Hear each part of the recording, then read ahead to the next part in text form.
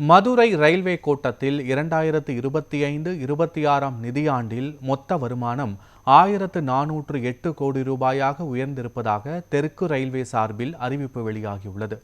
Madurai railway கோட்டம் 2025-26 நிதியாண்டில் மொத்தமாக 1408 கோடி ரூபாய் வருவாய் ஈட்டியுள்ள நிலையில் இது கடந்த ஆண்டை விட 13% அதிகம் என தெரிவிக்கப்பட்டுள்ளது.